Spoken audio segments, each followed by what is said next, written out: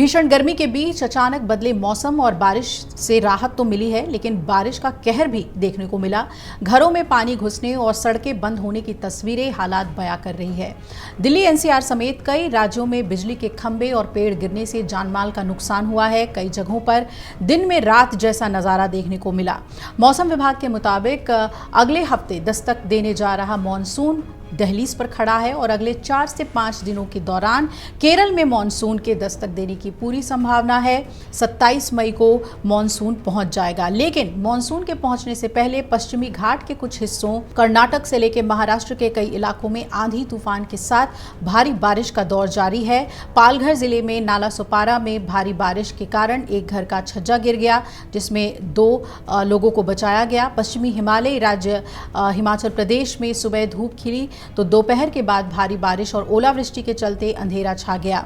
वहीं दिल्ली एनसीआर की हम बात करें तो दिल्ली एनसीआर समेत उत्तर प्रदेश और पूर्वी भारत के कुछ हिस्सों में तेज आंधी के साथ बारिश हुई। आईएमडी ने जानकारी दी है कि कर्नाटक और महाराष्ट्र के कई हिस्सों में मानसून से पहले की बारिश हो रही है, जिसे हम प्री मानसून कहते हैं। पुणे और बेंगलुरु जैसे अहम शहरों में भारी बारिश से जल जमाव की वजह से सड़कें बंद हैं। कई घरों में अब भी बारिश का पानी घुसा हुआ है। कई जगह पेड़ गिरने से रास्ते बंद हुए तो बिजली भी गुल है। कर्नाटक में तटीय और घाटी क्षेत्रों में 204.5 मिलीमीटर से ज़्यादा वर्षा की संभावना जताई गई है। वहीं असम, मेघालय, कोंकण, गोवा, मध्य महाराष्ट्र और उत्तरी कर्नाटक के कुछ क्षेत्रों में 50 से 60 किलोमीटर प्रति घंटे की रफ्तार से तेज हवाएं चल सकती हैं। साथ ही वज्रपात और भारी वर्षा की संभावना है और 204.4 मिलीमीटर तक बारिश हो सकती है। वहीं आंध्र प्रदेश, बिहार, झारखंड, मराठवाड़ा, नागालैंड, मिजोरम, त्रिपुरा, उप हिमालयी, पश्चिम बंगाल और सिक्किम के कई हिस्सों में गरज और चमक के साथ 64.5 से 115.5 मिलीमीटर बारिश का अनुमान है।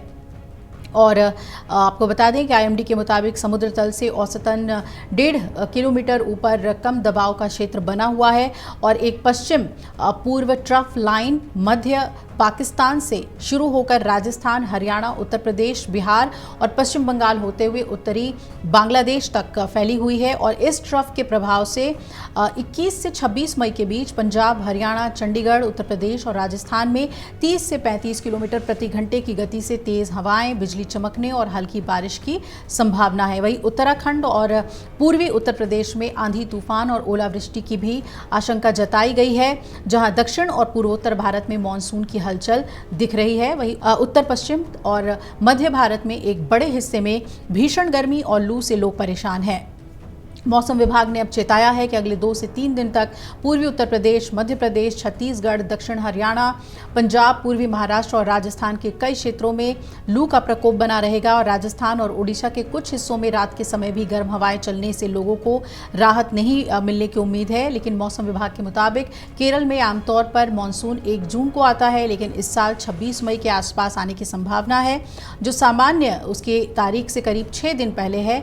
और ये 2009 के बाद पहला मौका हो सकता है जब मानसून इतनी जल्दी केरल में दस्तक देगा। और इस बीच 22 मई से दक्षिण पश्चिम मानसून के दक्षिण अरब सागर के कुछ और हिस्से, मालदीव और कोमोरीन क्षेत्र में बाकी इलाकों, लक्षद्वीप, केरल, तमिलनाडु के कुछ हिस्सों, दक्षिण और मध्य बंगाल की खाड़ी के कुछ और हिस्सों, उत्तर पूर्व बंगाल की खाड़ी और पूर्वोत्तर राज्यों में कुछ हिस्सों में इसके आगे बढ़ने की संभावना है। तो ये तो मानसून की बात हुई, लेकिन दिल्ली एनसीआर में आपको बता दें कि काफ़ी ज़्यादा नुकसान हुआ है। जगह जगह पर पेड़ उखड़े हैं, गाड़ियों को इससे नुकसान हुआ है, घरों में भी पानी कल लोगों के जमा हुआ, खिड़कियां कांच बहुत ज़्यादा टूटी हैं और इसके अलावा बिजली के खंभे भी टूटे हैं।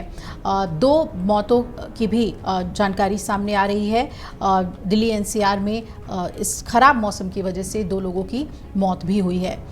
अगर आप ये वीडियो YouTube पर देख रहे हैं तो हमारे चैनल को सब्सक्राइब कर बेल आइकन दबाएं और Facebook पर देख रहे हैं तो हमारे पेज को लाइक करें।